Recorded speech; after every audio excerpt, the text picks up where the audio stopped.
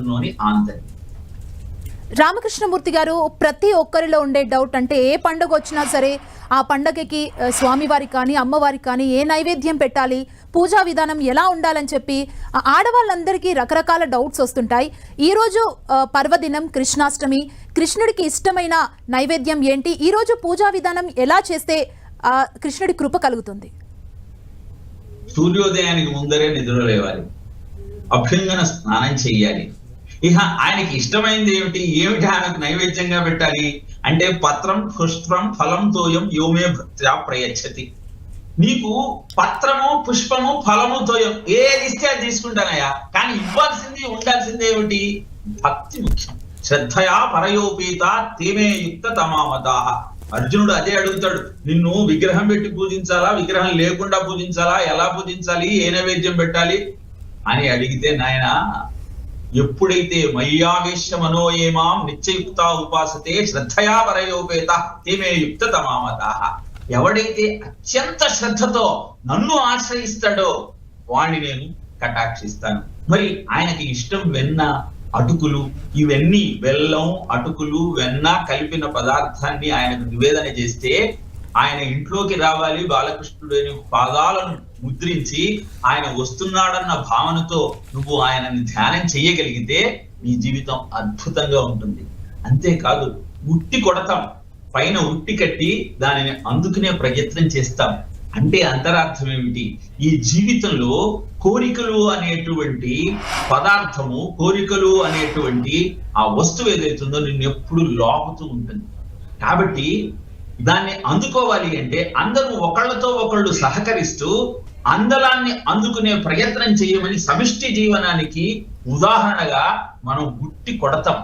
జ్ఞాత్వా అజ్ఞాత్వా కర్మాణి జనూయం అనుతిష్టతి విదుషః కర్మ సిద్ధి స్యాత్ యదా నా అవిదుషో భవేత్ అని బాలకృష్ణుడే నందుడికి చెప్తాడు. వర్షాల కోసం ఇంద్రుడికి యజ్ఞం చేస్తాను అని ఆయన అంటే, అలా కాదు నాన్నగారు, మనం గోవర్ధన పర్వతాన్ని పూజిద్దాం.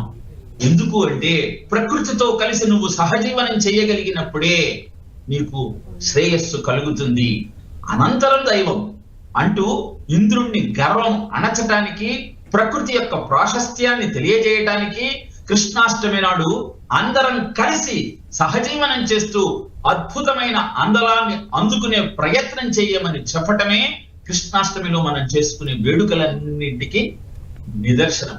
ఆయన ఆ మిత్రులనందరినీ ఆసరాగా చేసుకొని ఒకళ్ళ మీద ఒకళ్ళు ఎక్కి లాస్ట్ కు ఆ కుండలో ఉన్నటువంటి వెన్న తింటూ ఉన్న సమయంలో, వెన్న తీద్దాం అనుకున్నప్పుడు ఆయన దాన్ని భేదించి ఆ వెన్నను తీసుకునే సమయంలో ఆ కుండకు కట్టినటువంటి గజ్జలన్నీ గణగణగణ మోగాయిట. వెంటనే కృష్ణుడు అన్నట్ట, అరే నువ్వు శబ్దం చేస్తే ఇంట్లో వాళ్ళంతా మేల్కొని నాకు బడిత పూజ చేస్తారు కదా, ఎందుకు శబ్దం చేశావు అంటే ఆ గజ్జలు చెప్పాయిట, పరమాత్మకు ప్రసాదాన్ని నైవేద్యంగా సమర్పించేటప్పుడు గణగణ అని గంటలు కొట్టకుండా ఎలా ఉంటాను అని ప్రశ్నించిందట. కృష్ణ కర్ణామృతంలో లీలాశుకుడు తెలియజేస్తాడు. ఎందుకని ఈ విషయాన్ని నేను చెబుతున్నాను అంటే, జడం కూడా మోహమయ్యి ఆయనకు తమను తాము సమర్పించుకుంటూ ఉంటే, ఆయన చైతన్యం మనలో ఉన్నప్పుడు మనం ఎందుకు స్పందించకూడదు?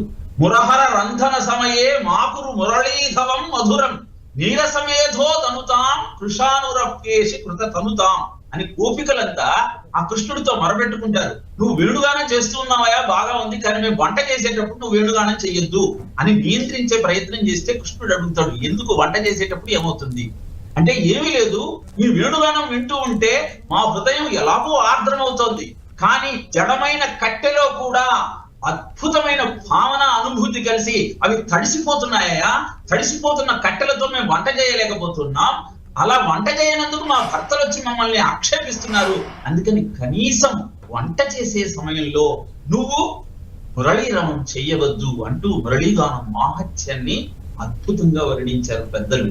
కనుక కృష్ణాష్టమి నాడు ముఖ్యంగా నువ్వు చెయ్యాల్సింది ఏమిటి అంటే, లౌకికంగా నువ్వు చేసే నిత్య నైమిత్తిక కర్మలను ఆచరించే విధి విధానాలన్నీ పాటిస్తూ మొట్టమొదట చేయాల్సింది నీ హృదయం అనే వెన్నను కృష్ణుడికి సమర్పించు.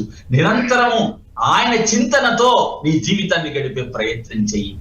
అది నీకు జీవితాన్ని ఇహపర సుఖాలను రెండింటినీ అందించగలిగిన అద్భుతమైన సాధన.